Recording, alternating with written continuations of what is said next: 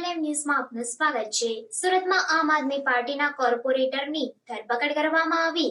સુરતમાં આમ આદમી પાર્ટીના કોર્પોરેટર સામે એસીબી દ્વારા કાર્યવાહી કરવામાં આવી છે। કોર્પોરેટર વિપુલ સુહાગિયા સામે એસીબીમાં ફરિયાદ હતી। પુણા વિસ્તારમાં પાર્કિંગ બાબતે પૈસાની માંગણી કરવામાં આવી હતી। આ ફરિયાદના આધારે કોર્પોરેટર વિપુલ સુહાગિયાની ધરપકડ કરવામાં આવી છે। મહાનગરપાલિકાના પુણા ગામ વોર્ડના 2 આમ આદમી પાર્ટીના કોર્પોરેટરો સામે એન્ટી કરપ્શન બ્યુરોમાં લેખિત ફરિયાદ કરવામાં આવી છે।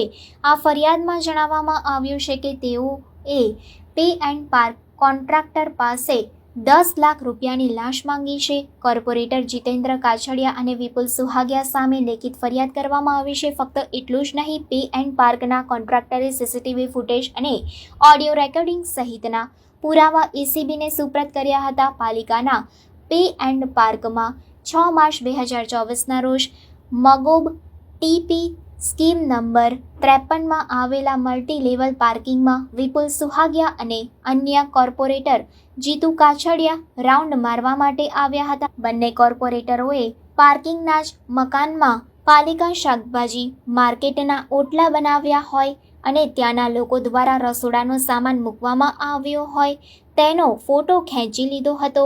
તેઓએ ગેરકાયદેસર દબાણની તકરાર ઊભી કરી। ત્યારબાદ તેઓ 11 લાખ રૂપિયામાં મામલો પતાવવાની વાત કરી। કોન્ટ્રાક્ટર દ્વારા લાંચ આપવાની ના પાડવામાં આવી હતી, જેથી તેઓએ પાલિકાના અધિકારીઓને બોલાવ્યા હતા। અધિકારીની મધ્યસ્થતા બાદ 10 લાખ નક્કી કરાયા હતા અને કોન્ટ્રાક્ટર પાસે અધિકારીએ માફી પત્ર પણ લખાવ્યા હતા। પેમેન્ટ 5 દિવસની અંદર કરવા માટે કહેવામાં આવ્યું હતું। જો કે આ અરજી થયા બાદ એન્ટી કરપ્શન બ્યુરોએ ફરિયાદ નોંધીને ધરપકડ હાથ ધરી છે।